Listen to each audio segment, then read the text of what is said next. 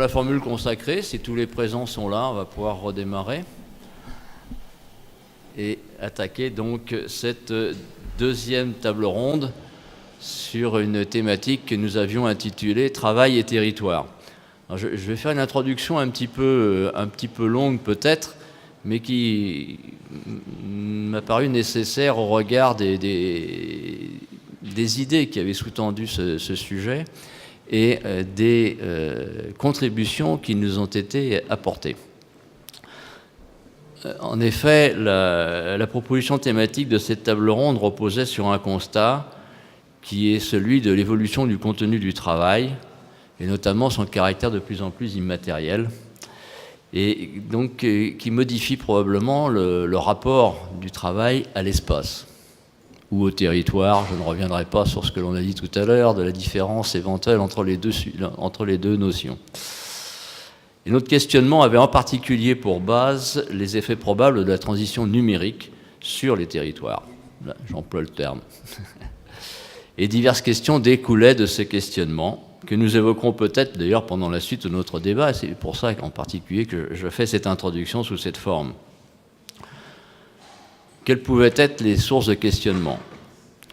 L'évolution probable des structures de production de biens et de services, le basculement de l'ancrage à l'entreprise vers l'ancrage au domicile, que l'on constate en particulier en France et dans les grandes métropoles françaises. J'ignore ce qu'il en est dans d'autres grandes métropoles, mais on peut peut-être imaginer des situations analogues. Le rôle nouveau des territoires comme acteurs majeurs de la production. Le territoire est une ressource, M. Pecker en particulier l'a fort bien explicité il y a quelques années. Et les liens sociaux nouveaux qui peuvent se développer pour faciliter le travail dans le périmètre du territoire considéré. Et là où effectivement on aborde le contenu de notre table ronde, c'est que les deux contributrices que nous avons eues, Mme Plante qui ne peut pas venir malheureusement parce que les gilets jaunes de la ville de La Réunion en ont décidé autrement, et Mme Vincenti qui est à côté de moi, elles ont abordé la question travail et territoire sous un autre aspect qui est celui du développement, de la relance, de la mise en valeur, pour le terme que vous voulez, des ressources endogènes à un territoire. Et de plus, les deux exemples sont pris dans des territoires que l'on appellera plutôt des territoires ruraux ou des territoires périphériques. Là aussi, je me méfie des termes. En tout cas, nous ne sommes pas dans des zones métropolitaines, c'est absolument évident. Et le questionnement que l'on peut donc avoir au regard de ces deux approches, c'est de se demander s'il y a des invariants dans les développements des territoires et dans cette relation travail-territoire, quelle que soit leur nature, donc justement, ou bien s'il y a des spécificités et de pouvoir s'appuyer sur les uns et les autres pour assurer un développement harmonieux de ces espaces. Ce que M. Ferreira nous a écrit en préambule, puisqu'il n'a pas pu venir non plus, la situation au Brésil étant un peu particulière depuis quelques semaines, mais il a quand même voulu faire son travail de rapporteur, donc je vous lis une partie de son propos. Et donc dans cette thématique, lui proposait quelques remarques sur l'axe de la coopération, pensait que peut-être effectivement il y a une coopération qui peut relier travail et identité territoriale, et qui peut également ouvrir des voies vers une approche collaborative. Il stipule un peu plus loin dans son document, il s'agit de réfléchir aux dimensions multiples des territoires, eux-mêmes étant des constructions institutionnelles. Et donc il s'interroge s'il ne faut pas reprendre d'ailleurs l'ambition marxienne des associations libres de production. Cite également d'autres sources d'information ou de réflexion, comme les approches de l'économie de la fonctionnalité, des biens communs ou juste des communs, qui peuvent nous aider à nous écarter des tentations téléologiques. De plus, elles peuvent nous aider dans l'aller et retour entre les propositions abstraites et les expériences concrètes. Si j'en reviens aux deux contributions que nous avons eues pour cette table ronde, Madame Plante, elle, s'appuyait sur l'analyse qu'elle a faite d'une expérimentation d'un pôle territorial de coopération économique, qui est une démarche qui n'est pas uniquement française. D'ailleurs, on aura l'occasion demain d'en reparler quand on sera avec des collègues roumaines qui viendront intervenir demain matin. Et donc, Flavie Plante recherchait à travers cette analyse des facteurs qui conduisent les acteurs issus de milieux différents, secteur public et secteur privé, à s'impliquer conjointement dans le développement durable d'un territoire. Donc, comment mobiliser cette volonté des acteurs que je viens de citer pour s'ancrer dans un territoire, le faire vivre, s'engager, se responsabiliser pour identifier des leviers, la participation et la responsabilisation, et définir de ce fait, et on arrive sur un sujet qu'on n'a pas encore beaucoup abordé, définir de ce fait un modèle de gouvernance innovant, dynamique et hybride. Pour votre part, vous proposez une autre approche de ce lien identité, travail et territoire. Les points communs, me semble-t-il, avec l'exemple précédent de notre collègue, sont dans le fait que les acteurs, là aussi, s'appuient sur des ressources endogènes, historiques et culturelles dans votre cas, et que vous aussi, vous mettez l'accent sur la nécessité d'une bonne gouvernance. C'est un sujet qui nous intéressera également demain matin. Donc avant de vous céder la parole, je vais quand même évoquer rapidement quelques questions.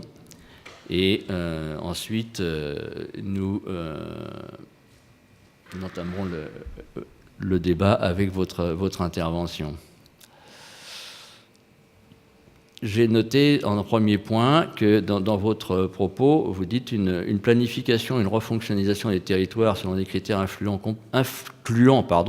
compatibilité environnementale, qualité de l'espace, sécurité, attractivité économique et culturelle apparaissent nécessaires. Donc on est dans une approche globale, me semble-t-il, ce qui évidemment est un peu l'un des signatures, je dirais, du séditaire, puisque nous souhaitons avoir une approche systémique des questions. Et donc, sur la base de ce premier point d'entrée, je vais vous proposer de développer un peu plus précisément votre analyse et les éléments qui l'ont permis de la structurer. Oui. Merci. Bonjour à tout le monde. L'analyse que je vais présenter ce matin concerne la question des territoires montagneux italiens. Parce que les montagnes et les régions intérieures font l'objet d'une profonde réflexion concernant le processus de développement territorial et le rapport avec les territoires contigus. Donc, par ici, la question de la vision du système du territoire. Malgré l'importance des problèmes liés à des questions telles que l'exclusion, le développement, le développement durable et les liens avec les plans, la montagne italienne tient un rôle décisif du point de vue de la valorisation identitaire et même du point de vue du renouvellement territorial. Donc, en Italie, la question, ce qu'on appelle question de la montagne, est devenu un thème vital, surtout du point de vue de son étroite connexion avec les phénomènes du dépeuplement, en particulier du territoire de l'Apennine. Donc la réflexion qu'on entend proposer ce matin concerne la possibilité de construction des ressources territoriales sur la base du potentiel du patrimoine naturel et historico-culturel des saisons rurales et montagneuses, en référant notamment aux monastères et aux forteresses abbatiales de l'Apennine central.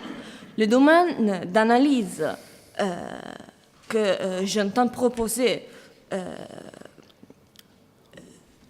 sur les contextes montagneux va s'insérer surtout dans les contextes plus larges des déséquilibres territoriaux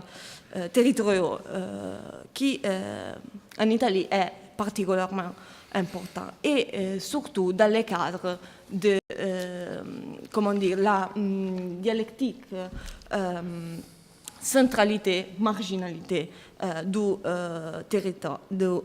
territoire et aussi dans les rôles joués par les monastères et les forteresses abbatiales. Pourquoi? Parce que ces lieux ont eu un potentiel pendant l'histoire et la demande que je me suis posée est si ce potentiel peut redevenir central aussi dans le contexte actuel. En effet, l'expansion des monastères et de ce qu'on appelle hospitali à partir du 5e siècle a constitué un moment clé pour la définition des systèmes paysages et du système du territoire et pour la culture de l'Apennin. La présence sur le territoire des abbayes et des monastères a suscité, dans le cours des siècles, le développement de centres qui ont été importants non seulement pour la culture, mais aussi pour la politique et sur un niveau social et économique.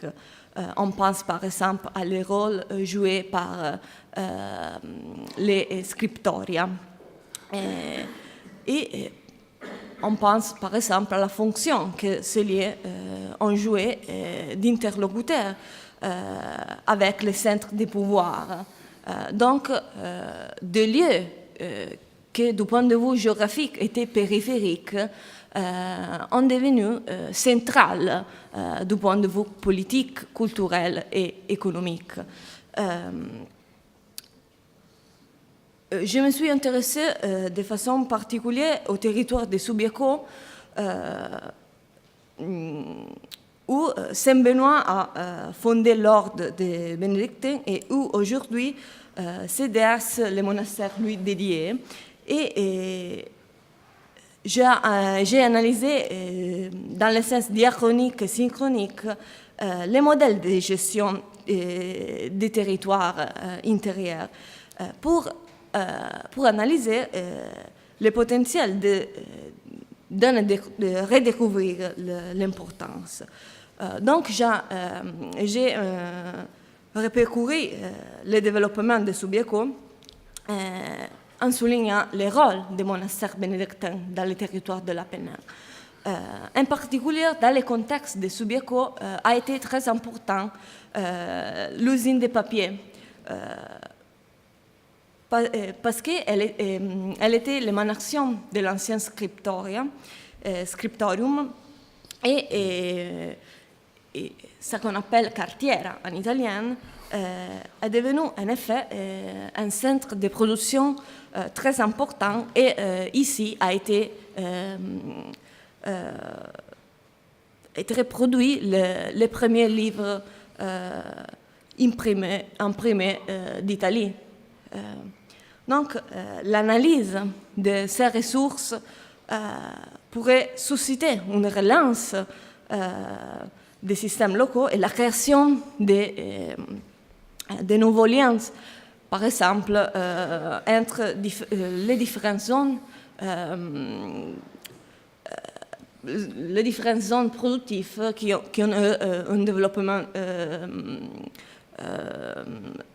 un développement social et économique commun. Par exemple, je pense à les usines de papier du Latium, par exemple Sora, Île de Liris, pour le contexte du centre d'Italie. Et donc, on a analysé les possibilités de relance de ces lieux pour une nouvelle centralité des lieux de travail. Merci. Merci à vous pour avoir été concise et précise à la fois.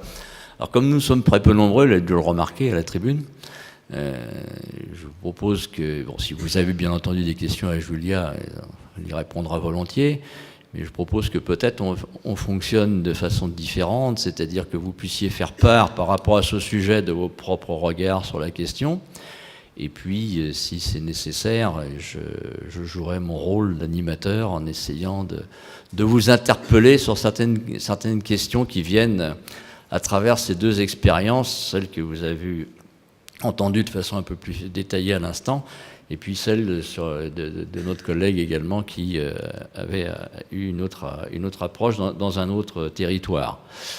Donc, si quelqu'un veut déjà se lancer, on fera le nécessaire pour passer le micro, puisque là maintenant que je suis à la table, c'est un peu plus compliqué. Didier, peut-être tu peux te dévouer.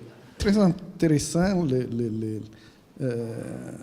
l'effet qu'un milieu spirituel comme Subiaco c'est devenu un district industriel, non? Oui. Pour ce qui concerne les papiers. Et il y a un lien historique parce que les monks qui étaient là, il écrivait les livres grecs pour tramander, pour maintenir la tradition, pour la mémoire de la culture grecque c'est maintenu du fait que les monks ont réécrit les livres anciens. Et donc, c'est un mélange très intéressant, ça, non? Entre travail, économie, culture. Et c'est un mélange important parce que c'est la découverte du territoire dans une mesure locale, pas globale, mais qui quand même a un lien très fort avec le global parce que c'est la spécialisation des districts industriels ou des systèmes locaux qu'il fait la différence aujourd'hui, non? Dans le développement et aussi dans l'innovation technologique. Mais donc, avoir la mémoire les territoires, c'est une place où se tient la mémoire et où la mémoire se transforme et donne nouvelles possibilités à l'économie des innover. Et ça, c'est un bon exemple, même si Madame Julia Vincent n'a pas expliqué probablement toute la problématique qu'il y a derrière. Mais je trouve un exemple exemplaire. Merci. En effet, c'est très intéressant de penser comme les premiers livres imprimés en Italie a été imprimé non à Florence, non à Venise, mais à Subiaco, donc dans son territoire périphérique, en montagne. Donc j'ai pensé de réfléchir sur ces rapports entre centre et périphérie, et donc de penser à la revitalisation des territoires qu'on considère périphériques aujourd'hui, et de penser comme cette périphérie peut se rapporter au centre. Pour ce qui concerne la liaison entre façon spirituelle de Subiaco et ses caractéristiques industrielles, ça c'est vrai. Et le musée du monastère a une très étroit lien avec l'ancienne usine de papier où aujourd'hui il y a beaucoup de workshops et aussi une partnership avec l'université La Sapienza de Rome. À mon avis, une ultérieure stratégie parmi les autres, c'est peut-être celle de revitaliser les protocoles avec les enseignements supérieurs, parce que la façon pour revitaliser un lieu, à mon avis, c'est vivre un lieu. L'instruction, l'université, mais aussi les collèges, c'est une bonne façon pour faire vivre un lieu. En complément, j'ai une question parmi d'autres à vous poser. Est-ce que ce projet de revivification, sur lequel je reviendrai tout à l'heure, a modifié l'image que les habitants avaient de leur territoire? Oui, c'est vrai. Et dans quelle mesure ça a eu un impact? Oui. Quand les paysages industriels changent et viennent abandonnés, inévitablement, il y a des lacunes dans les paysages et dans la perception des paysages. Donc, on doit trouver une façon pour changer ces lacunes. Et pour changer la perspective de la dialectique centre-périphérie. Ça servait pour Subiaco et pour les autres zones périphériques qu'en Italie on considère surtout dans les territoires montagneux. Donc on doit travailler, on se trouve à travailler dans la question de la montagne italienne, dans la question que Manlio Rossi Doria avait appelée la question de l'osso et de la polpa. C'est très difficile à traduire en français. Mais... Oui, moi j'interviens, ma casquette aussi d'universitaire, d'expert à la Commission européenne, et sur les territoires notamment. Alors, ce que vous avez dit, une chose qui me paraît importante, qui fait tout un débat en France actuellement, qui est plein d'actualité, c'est cette notion de ville-centre et de périphérie. Et vous évoquez très justement que le travail qui est accompli dans un lieu particulier ou dans la périphérie est important, et souvent c'est la périphérie qui vitalise et qui valorise finalement le centre, puisque des gens qui viennent de la périphérie font un certain nombre de choses, et le travail qui est fait à l'intérieur du centre finalement peut se diffuser à la périphérie. Et cette notion, elle est très importante. Et quand le lien est fait entre les éléments périphériques d'études, de recherche, de valorisation, d'image, ça valorise le centre, et le centre doit restituer aussi à la périphérie pour qu'il y ait un sentiment d'appartenance qui aille au-delà des périmètres des territoires. Et donc, c'est vrai que ça forge un sentiment d'appartenance, un sentiment d'identité forte, mais dans un espace beaucoup plus étendu que la ville elle-même, y compris le centre, que la périphérie, et ça se diffuse de façon concentrique. Quand ceci réussit, c'est important pour la dynamisation de la ville et la dynamisation des territoires urbains. Et il n'y a pas de possibilité de champ d'innovation urbain si on ne prend pas en considération tous ces éléments. Et c'est vrai que ce qui peut façonner les choses, c'est le travail qui est accompli à l'intérieur, et qui me paraît effectivement essentiel, vous l'avez bien évoqué. Il y a une autre dimension, mais je pense qu'on en parlera peut-être, y compris dans la table ronde, je serai en témoin, je ne vais pas l'entamer, mais c'est la notion à la fois culturelle, qui permet l'innovation, qui sert de support et de développement, et qui finalement peut tout à fait déterminer des innovations importantes dans un territoire. Et je crois que ce qui est important, on parlait d'identité dans la table ronde précédente.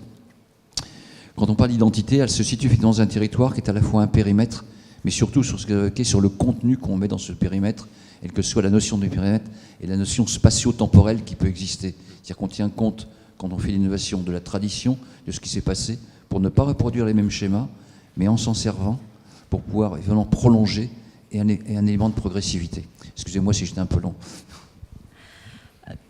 L'idée, c'est en effet de le territoire comme un réseau plutôt que comme le centre vers la périphérie. On l'a dit dans les tableaux précédents, le territoire, c'est un système. Donc, il est biologie, il est identité, il est mémoire, comme on dit.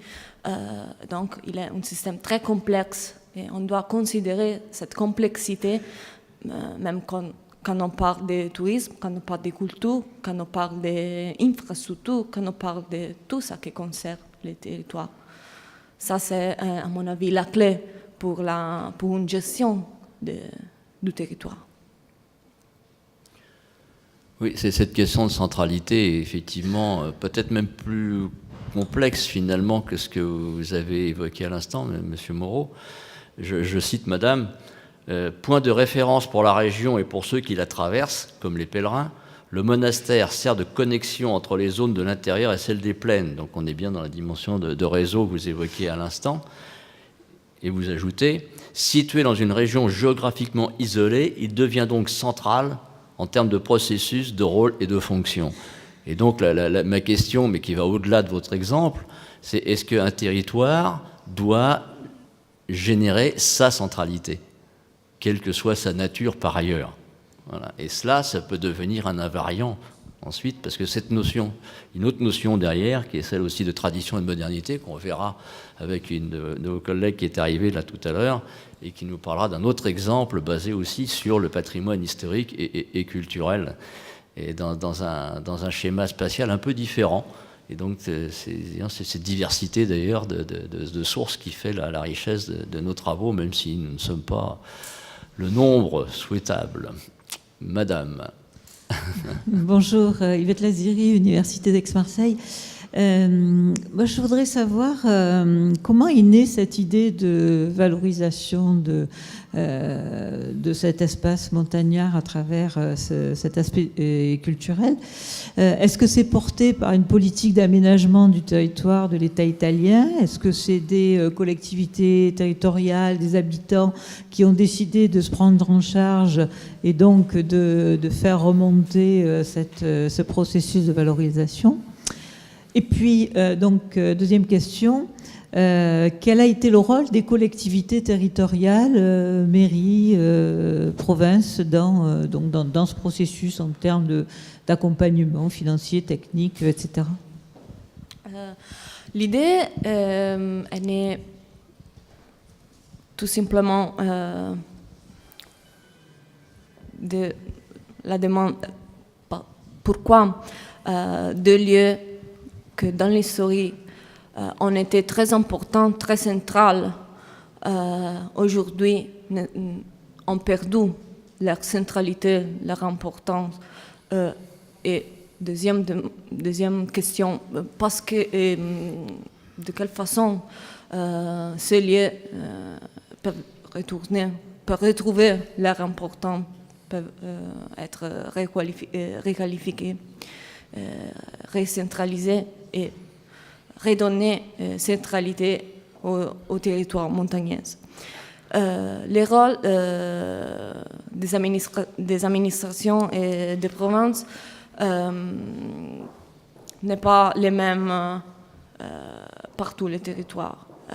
Pour ce qui concerne Subiaco, il y a une collaboration plutôt active de l'administration et de les autres partenaires externes qui sont intervenus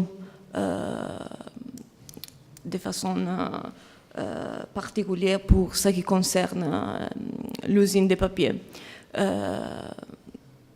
Dans ce contexte,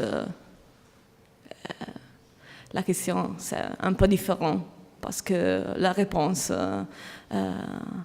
n'est pas toujours positive, on peut dire.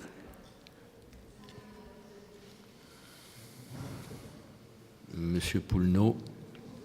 Didier, si tu veux bien amener le micro à M. Excusez-moi, mais c'est mis dans la stratégie nationale des aires Ah, il est, pardon, je le cherchais. inter. Probablement, Subiaco, oui, ça fait part du oui, parce que des aires inter. Subiaco est dans la communauté du fleuve Aniene, qui sont, Dieu, non, je ne me souviens, ils sont plusieurs des communes et fait partie de la communauté du fleuve Aniene. Donc oui. Il fait partie de ce qu'on appelle en Italie SNAI, Stratégie nationale pour les territoires de l'intérieur. Oui, et donc il y a il y a quelques argents nationaux, et un projet d'intégration de tous les fonds européens. Donc c'est ça. Il y a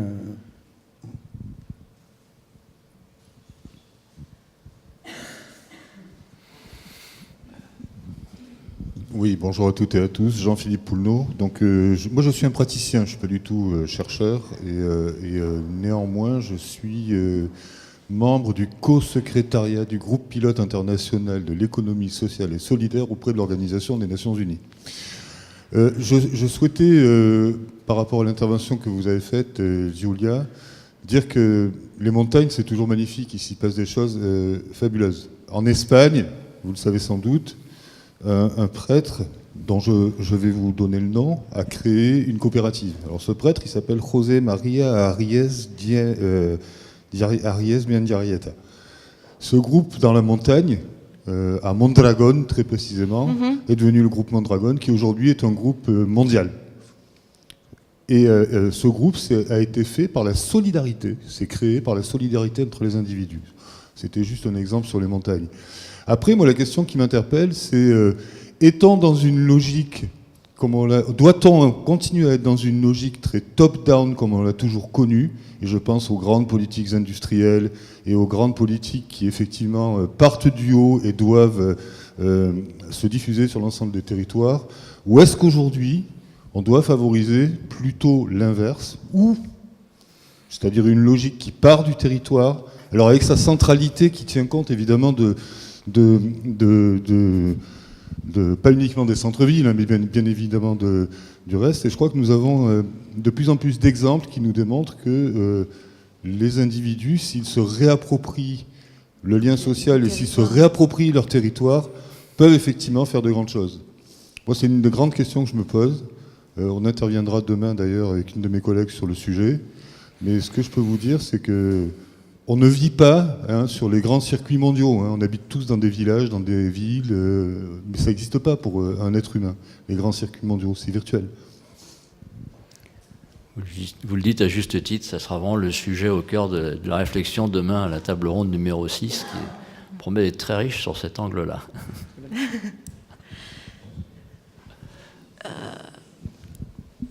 À mon avis, la question fondamentale est le point de vue des gens qui vivent la montagne. Donc, je suis pour le relance du territoire à partir des personnes qui vivent dans les territoires. Donc, la participation, c'est fondamental, la revitalisation de la culture du territoire. Donc oui, je suis pour ça. C'est clair que les territoires, comme on dit, c'est un système. On ne peut pas ne pas considérer les autres parties du système. Mais on ignore qui vivent dans les systèmes, on ignore la partie fondamentale du système. Alors, pour continuer dans cet aspect-là, la question, moi, qui me vient à l'esprit, c'est parmi les fondateurs, entre guillemets, on dit clergé ou bien du monastère, est-ce qu'il y avait des locaux si vous préférez, des personnes qui étaient nées sur place.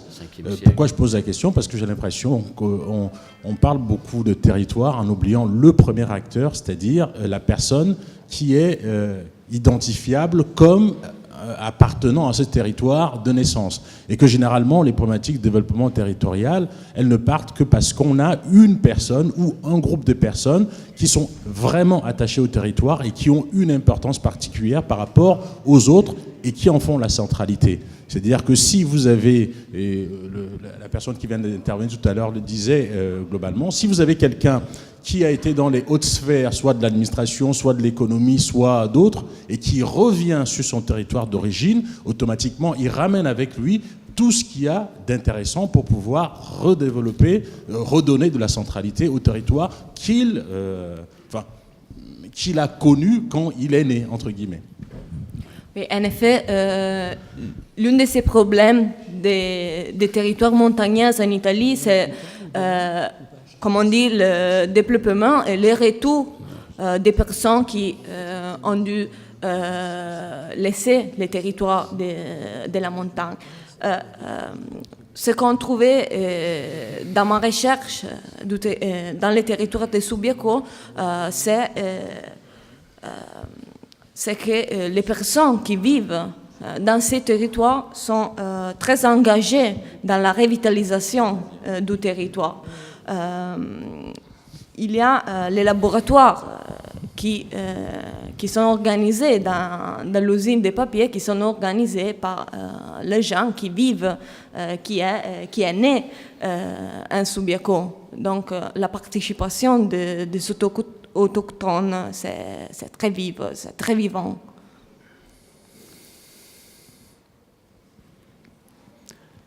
Je crois que Mme Chetab voulait intervenir, non? Merci beaucoup. On a eu des communications très riches. Surtout, nous, plutôt dans nos aspects économiques, on définit le territoire d'une façon très simple. C'est les autorités locales, c'est une communauté qui partage la même culture, les mêmes valeurs. Donc, on parle de territoire. Et dans ce cadre-là, les choses sont plus claires. La mondialisation a été une ouverture pour nous, économique.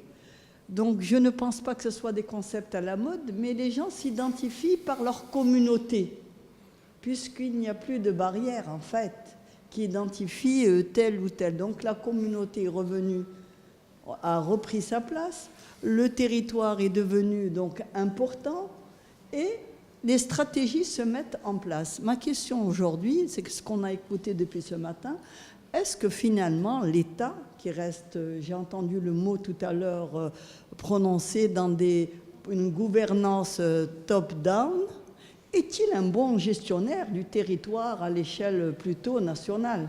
C'est ça la bonne question aujourd'hui. Faut-il le réformer? Les gilets jaunes aujourd'hui à Paris, sont-ils là pour nous rappeler qu'il va falloir inverser la tendance et aller peut-être... Il n'y a pas mieux que peut-être les propres citoyens, les propres membres d'une communauté pour savoir ce qui doit être fait de leur territoire. Donc, est-ce que cette centralité reste toujours, c'est la question à laquelle on essaiera de répondre, est-elle aussi importante qu'on a bien voulu nous faire croire depuis le temps?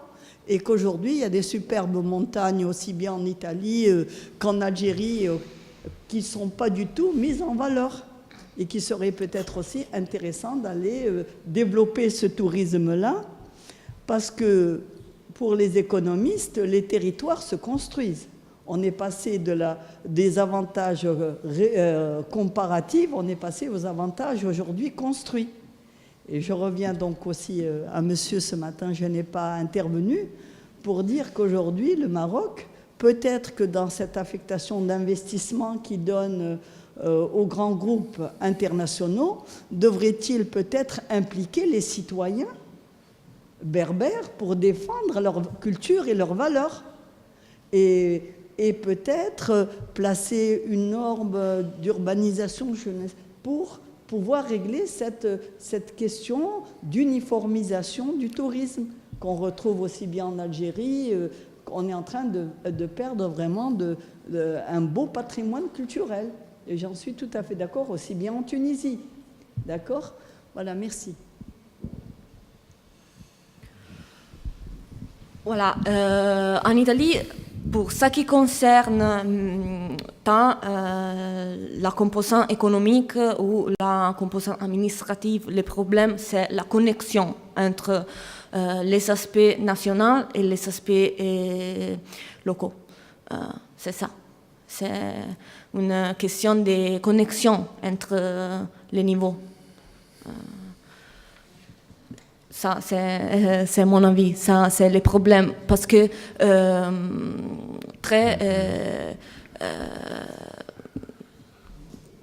toujours, les initiatives locales restent isolées. Donc, si on connecte avec les niveaux nationaux, la gestion des fonds européens, nationaux, on peut revitaliser même les initiatives des contextes plus petits, comme par exemple Subiaco, et les connaître dans ce réseau des zones montagneuses. Parce que ça, c'est l'un de ces problèmes des zones de l'intérieur italien, mais pas seulement. La connexion et la création du réseau, des infrastructures, des initiatives culturelles, des revitalisations dans un contexte plus général.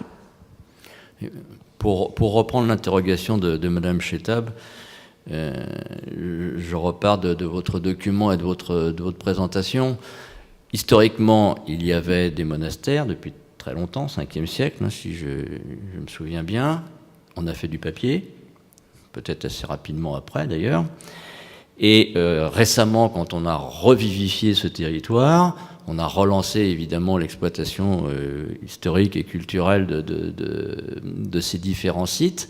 Et on est venu y ajouter, alors le on justement, ça va être ma question, l'une de mes questions, on est venu y ajouter 2 musées. Et ensuite, il y a eu des ateliers, des cours, des séminaires qui se sont organisés. Je vois même que vous citez, vous l'avez dit rapidement tout à l'heure, une expérimentation scientifique est en cours via un projet d'évaluation du processus créatif sur l'enfant et la promotion du bien-être par le jeu et la créativité. Donc l'une de mes questions, en écho à celle qui vous a été posée à l'instant, est-ce que ces derniers points, c'est-à-dire les musées, toutes ces initiatives artisanales et autres, et culturelles vers les enfants en particulier, est-ce que ce sont des initiatives bottom, je dirais, même c'est même plus du bottom-up, là, c'est purement local, c'est une autosaisine, ou est-ce que là aussi c'est venu d'une certaine inspiration qui serait émanant d'une entité supérieure au sens géographique, hein, je ne parle pas au-delà. Voilà, ça c'est peut-être pour éclairer de façon concrète justement cette interrogation sur la prise de possession du territoire par ces acteurs. Okay. Donc, ces initiatives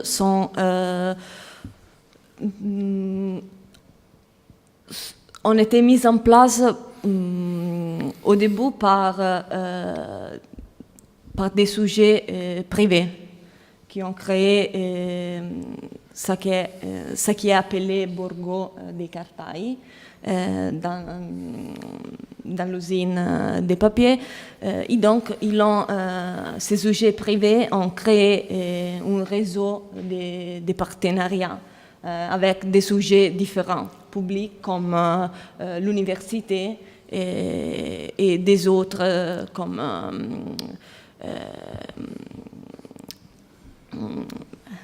une société éditrice de Rome ou des autres sujets publics et privats. Donc c'est une nature différente des initiatives et des sujets participants. Donc c'est un peu difficile de répondre. Mais ce que je peux dire, est qu'il y a une forte participation des acteurs locaux. Ça ne provient pas d'une régulation pensée a priori. Non. D'accord. C'était déjà au moins le premier aspect de la façon de trouver une réponse. Oui, c'est ça. C'est un bouillon de culture, si je puis dire. Est-ce que ça vous... Oui. Mais vous l'avez dit tout à l'heure, il y a des subventions publiques, donc forcément, déjà, Oui. il y a une incitation.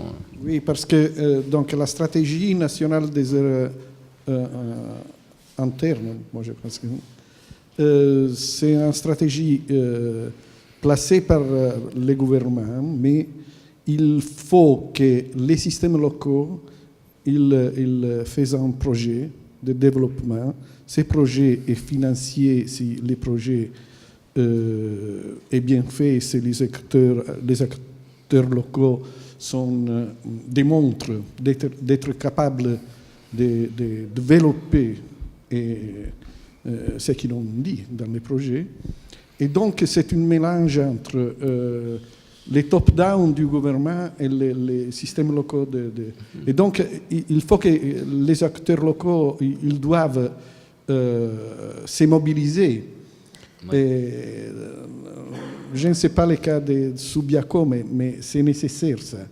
Et notre rentrante qu'ils doivent être compris dans les projets, c'est que les collectivités locales ils doivent être unis. Ou fusés ou unis. Donc il faut s'unir, il faut faire une communauté de communs pratiquement. C'est presque en France comme les pôles territoriaux de coopération économique, mais pas seulement pour les sociales. C'est pour le développement du territoire.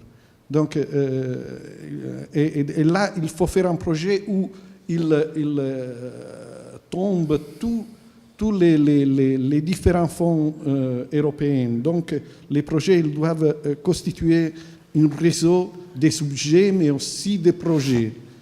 Et lorsque tout ça s'est fait, le gouvernement il va financer les tous d'une façon un peu particulière parce que le gouvernement il met de l'argent, mais aussi la région avec les fonds européens met l'argent avec les 3 fonds européens. Donc c'est complexe la question, mais ça marche.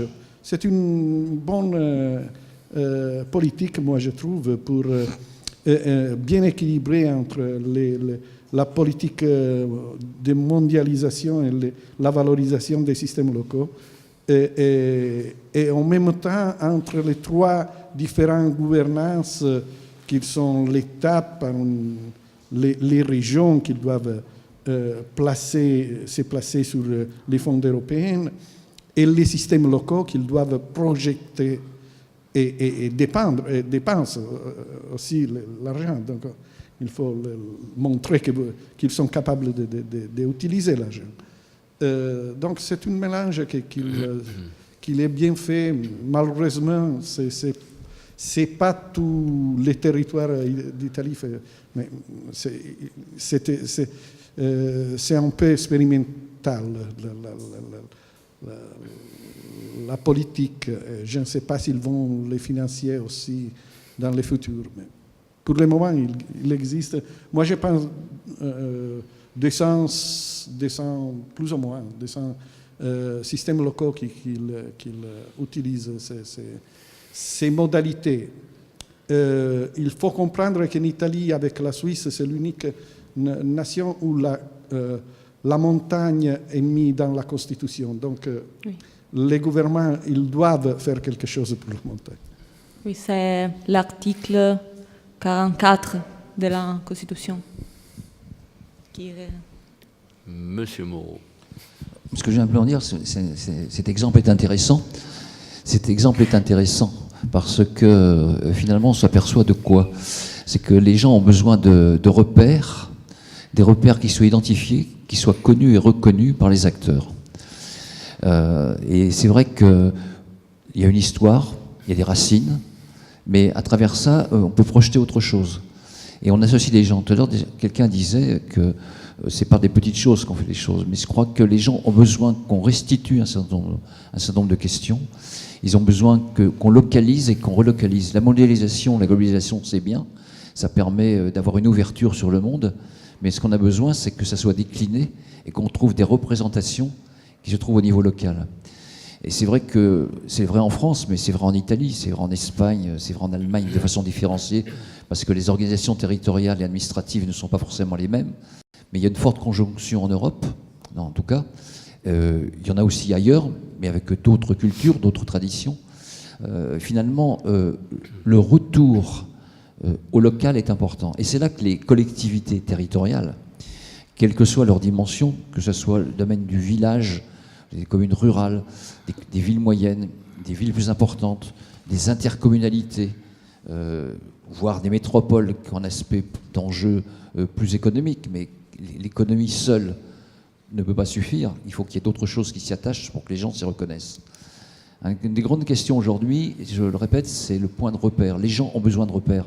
Il y a des pertes de repères. Quand c'est trop globalisé, quand c'est trop vaste, si les gens n'y retrouvent pas leur compte, n'y retrouvent pas une identité, n'y retrouvent pas des solidarités, c'est important. Je crois qu'aujourd'hui, créer du lien et recréer des solidarités, ça peut se faire par l'exemple que vous avez donné. Et je crois que les territoires là-dessus et ceux qui sont administrés peuvent donner énormément de possibilités dans des politiques de développement, et pour que les gens soient associés dès le départ à ces projets comme ceux-ci, ça peut être aussi très formateur pour envisager d'autres choses dans des domaines plus complexes. Avant que la parole ne passe à notre prochain interlocuteur, je voulais vous poser une question complémentaire.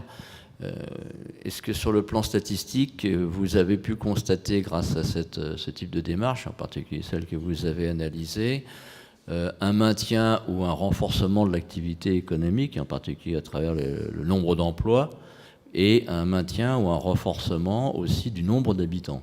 D'ailleurs, les deux phénomènes peuvent être liés. Malheureusement, on n'avait pas des dates statistiques récentes sur ces aspects. D'accord. D'accord. Si vous permettez, bon, l'intervention va avoir lieu par rapport un petit peu à cette expérience qui est un petit peu, je dirais, unique. Il s'agit d'une expérience en Italie et si j'ai bien compris, ce n'est pas dans le cadre d'une stratégie donc, globale, ce n'est pas la vision top-down. Comme le disait tout à l'heure M. Hier, c'est beaucoup plus bottom-bottom. D'accord, ça c'est assez clair. Et si j'ai bien compris aussi, il s'agit d'une expérience qui ne s'est pas propagée en fait beaucoup dans les régions montagneuses italiennes. C'est une expérience un petit peu particulière, c'est bien ça. Alors justement, ma question, c'est cette appropriation en fait de ce territoire par je dirais les autochtones. Quelles sont en fait les véritables raisons? Je ne sais pas si dans votre recherche vous avez essayé de comprendre un petit peu les raisons qui ont poussé un petit peu à ce qu'il y ait cette dynamique de réappropriation de ce territoire par... voilà un petit peu la question. Alors, l'idée, c'est d'analyser des autres contextes territoriaux d'Italie, donc des autres forteresses abbatiales et des autres monastères.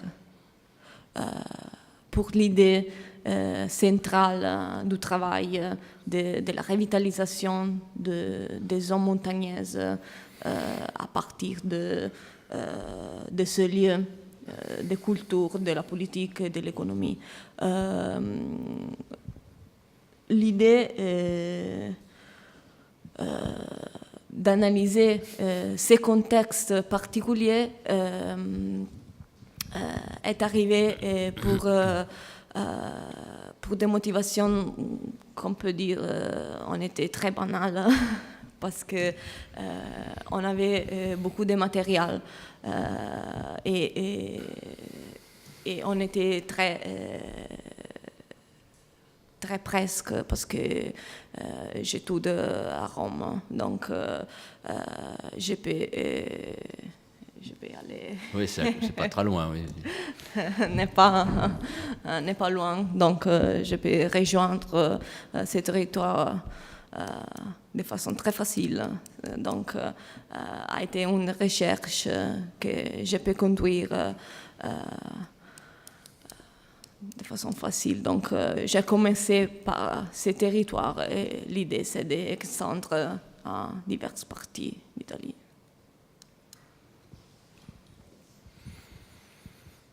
Oui, moi je souhaitais apporter un témoignage un peu complémentaire d'un village qui s'appelle Ngomezab. Je ne sais pas si ça vous parle. C'est au Cameroun. Et petit village qui est à la base d'une transformation globale d'une partie de la société camerounaise. Alors l'histoire elle est simple, hein, c'est une Camerounaise qui a enseigné 37 ans en France, à Lille, qui est retournée effectivement au Cameroun et qui a voulu et souhaité refédérer les gens du village pour créer de la richesse. Et donc, elle a créé petit à petit un réseau en expliquant les principes de la coopération, de la solidarité, un réseau qui s'est appelé le réseau local d'économie sociale et solidaire.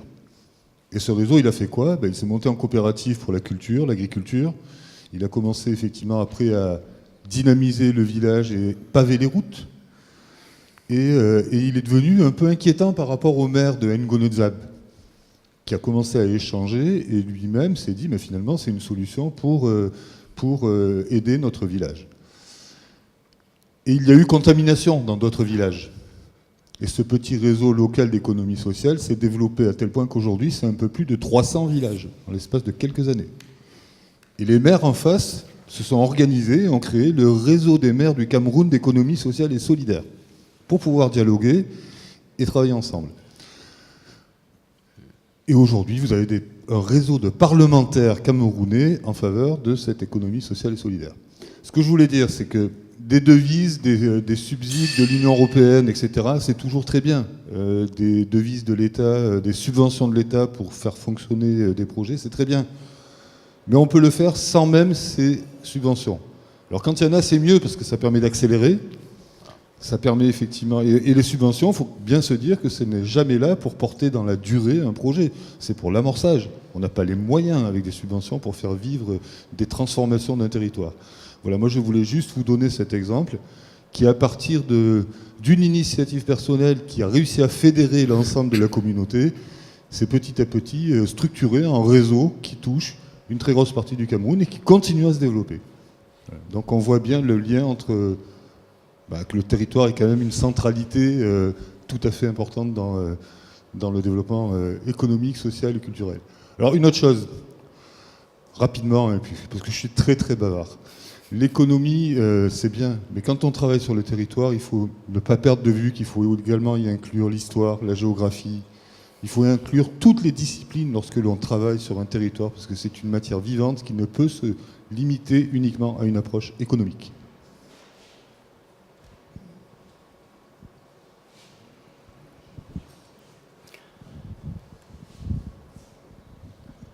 Merci. Alors, je me présente, Sonia Mansour, maître assistant à l'Université de Monastir, designer de formation. On n'entend pas. Précisément en design espace et docteur en sciences culturelles. Alors, en fait, mon intervention, c'est un petit témoignage de la Tunisie et du tourisme écologique précisément. Donc, et ici, j'interviens par rapport aux jeunes randonneurs qui organisent à chaque fois des sorties vers des sites montagnards ou même parfois des grottes profondes en Tunisie, qui sont pratiquement des sites pratiquement écologiques et qui ont une particularité aussi naturelle. Donc voilà, donc j'ai participé des fois à des sites tels que Jebel Bargou, tels que les grottes bien sûr de trop profondes, et on a vécu une expérience très très difficile parce que il n'y a pas de l'accessibilité parfois, il y a des circuits qui sont hyper difficiles, mais ici j'interviens par rapport aux jeunes Tunisiens qui participent à ces sorties et qui interviennent parfois avec de l'amour de la nature et de l'environnement qui malheureusement parfois il n'est pas protégé. Voilà.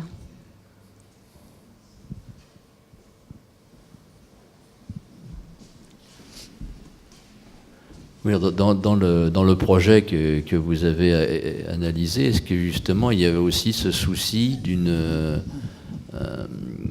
protection du patrimoine au départ, qui aurait pu catalyser en fait le projet?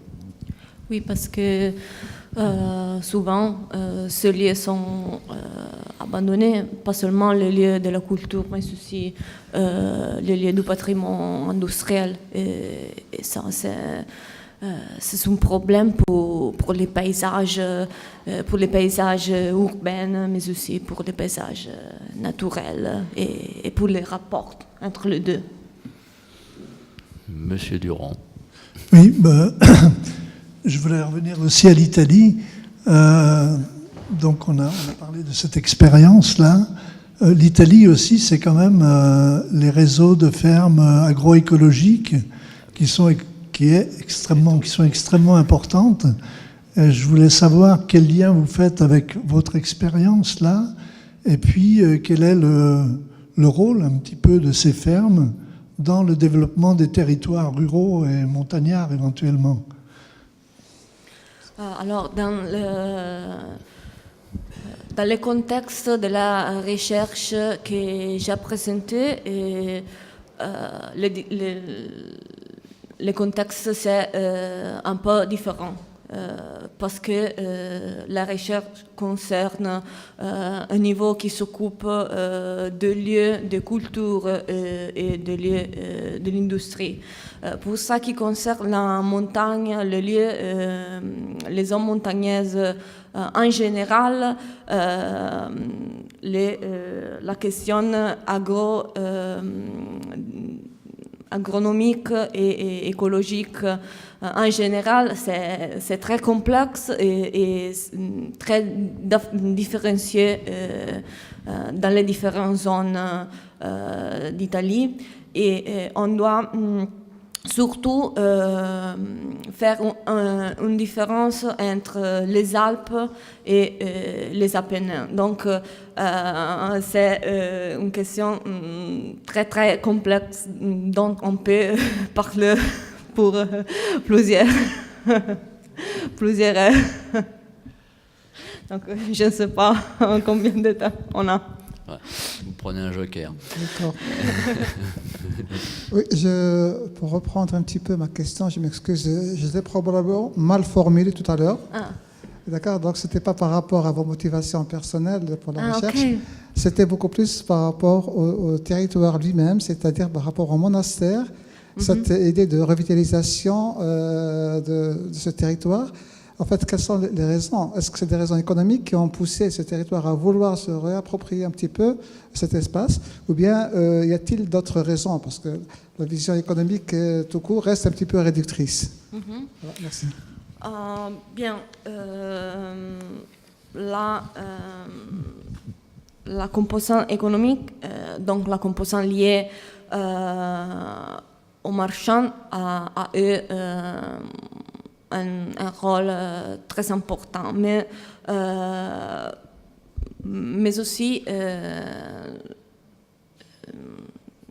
dans la revitalisation de lieux de l'industrie et des lieux de la culture, à subir qu'on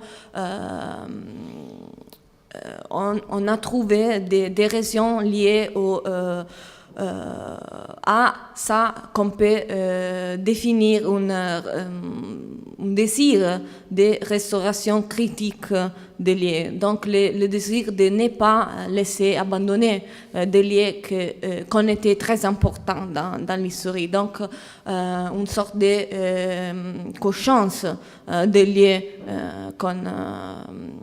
que la population vive, a vécu et vive. Donc, les raisons ont été différentes, mais la composante économique a été importante. Je voudrais juste revenir sur le point qui a été développé tout à l'heure concernant les sciences économiques, et c'est peut-être là un vrai problème de gouvernance, je suis tout à fait d'accord, pour dire qu'on a longtemps pensé détacher l'économie des sciences sociales. Et en introduisant des mathématiques, de l'économétrie, on voulait en faire presque une science exacte.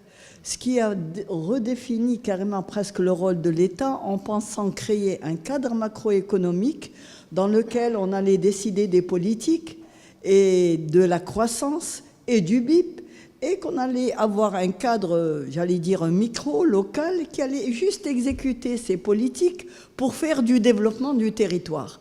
Et à un certain moment, on ne s'est jamais soucié de ce qui pouvait être ces interactions, qui pouvaient, juste un exemple, l'Algérie, mon pays, qui était dans les débuts des années 2000, l'un des pays peut-être le plus riche. On avait un cadre macroéconomique que les États-Unis peut-être enviaient. Et pourtant, notre cadre microéconomique était en très très grande souffrance. On n'arrivait même pas, on n'avait pas les réseaux pour injecter l'argent qui est stocké dans le cadre macro vers notre économie.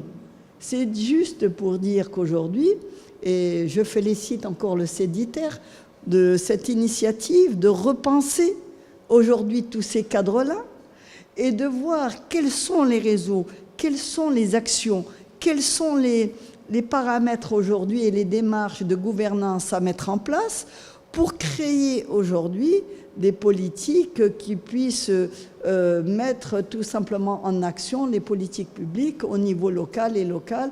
Et encore une fois, j'insiste pour dire qu'il ne faut pas compter sur les subventions. C'est un très bel exemple qu'on vient d'avoir sur l'Italie, mais c'est aller aujourd'hui à la croissance inclusive. Ça veut dire que c'est le territoire lui-même qui doit se procurer ses ressources de manière en créant des emplois et faire vivre, revitaliser un territoire.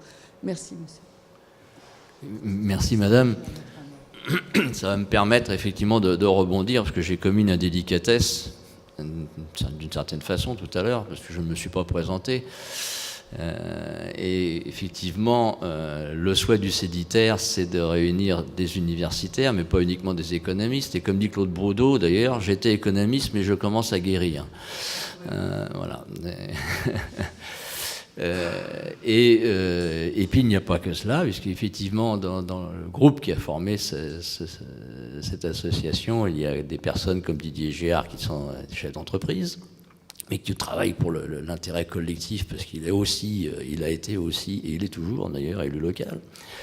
Et pour ma part, j'ai une formation d'ingénieur, donc je ne connais rien à l'économie, et c'est pour ça que pendant 10 ans, d'ailleurs, j'ai dirigé le service d'études économiques et de la prospective économique dans un organisme consulaire, parce que comme je n'y connais rien, je pouvais en parler savamment, et de façon tout à fait neutre. Et donc, ayant été dans un organisme consulaire pendant 30 ans, j'étais dans ce qu'on appelle en France un corps intermédiaire, et au contact permanent des collectivités et en charge avec elles de produire un certain nombre de politiques publiques que l'on partageait ensuite avec le plus grand nombre d'acteurs possible. Et ça m'amène d'ailleurs à une question que je voulais vous poser aussi, je n'ai pas trouvé, qui a déjà été évoquée d'ailleurs dans les questions qui vous ont été posées. Aujourd'hui, comment concrètement organiser le pilotage de cet ensemble, de ce projet global? Est-ce qu'il y a plusieurs pilotages indépendants avec un comité qui englobe le tout? Enfin, comment ça fonctionne en termes de pilotage? Okay. Alors, il y a le musée du monastère, qui est un musée de façon plus ou moins traditionnelle, mais qui a aussi des aspects plus interactifs. Qui est connexe, qui a une connexion avec l'usine de papier, le musée a une gestion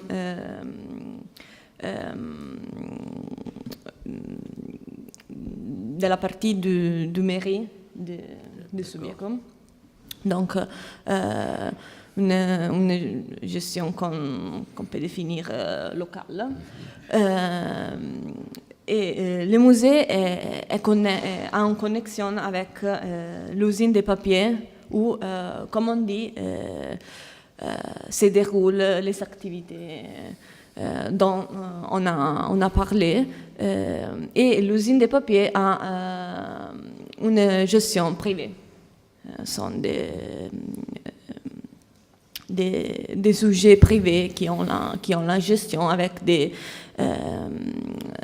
partenariats avec des autres sujets, des différentes façons, comme l'université, comme on dit, et d'autres profils privés. Il n'y a pas un intervalle régulier de réunion entre les différents représentants de l'État aux échelles territoriales, État, région, et puis les collectivités et les entreprises ou des associations d'animation locale. Il n'y a pas ce genre de réunion, d'échange et de prise de décision. Il n'y a pas de gouvernance collective, en fait. Ce sont des gouvernances individuelles en silo, à partir d'un projet global. Il y a deux différentes gouvernances qui sont en connexion, mais il n'y a pas une sous-gouvernance. D'accord. On peut dire. Il n'y a pas de comité stratégique, on pourrait appeler ça comme ça, sous l'égide du préfet, par exemple. On fait ça très bien chez nous. Oui. Didier. Ça marche probablement parce qu'il y a un contexte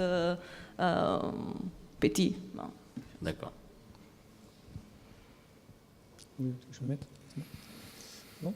Oui, je voulais rajouter un autre témoignage sur cette idée territoire, identité, mémoire, travail, initiative locale. En Thaïlande, au sud-est de la Thaïlande, le long du Cambodge, c'est une grande zone de pierres précieuses, saphir-rubis. Au début des années 90, c'était l'un des 2 grands producteurs mondiaux de corindon, c'est-à-dire saphir-rubis. Et puis, les mines sont épuisées. Et par rapport à la production d'il y a presque 30 ans, il y a toujours des mines, mais c'est à peu près 5% de la production. Bon. Il y a un petit village qui s'appelle Trat, T-R-A-T, quelques millions d'habitants, à 15-20 km de la frontière cambodgienne, et qui avait donc ce savoir-faire minier, voire de taille, de pierre, mais aussi un autre savoir-faire très ancestral de représentation de personnes en cire. D'accord ? Et ils ont créé un bâtiment dans lequel ils ont essayé de réunir les forces entrepreneuriales qui restaient dans la région, donc initiative totalement locale, ou au niveau du district, on va dire. Et ils ont fait un musée de découverte de la vie minière avec les personnages en cire, des personnes qui étaient encore vivantes, mais qui avaient 30 ans de plus que quand ils étaient très actifs. Et ce musée est passionnant à visiter.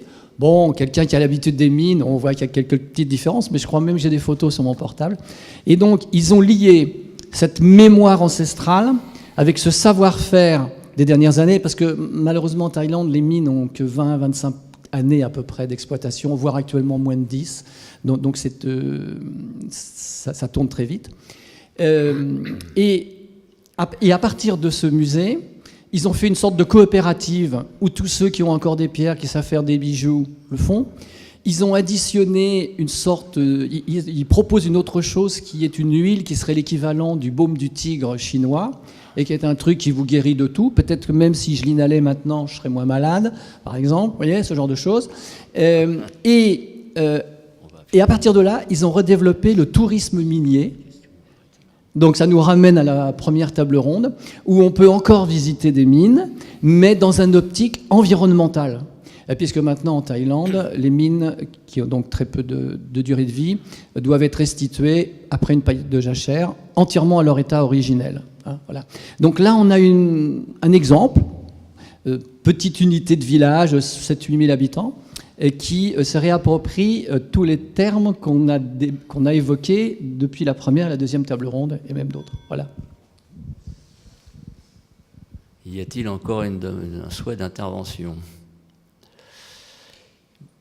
Eh bien, donc, je vais vous remercier d'avoir contribué largement à cette table ronde. C'était bien un des enjeux que nous avions, de faire en sorte qu'il y ait le maximum d'échanges possibles entre les participants. Et le fait, là, un peu contraint qu'il n'y ait peu de contributeurs nous l'a permis grandement.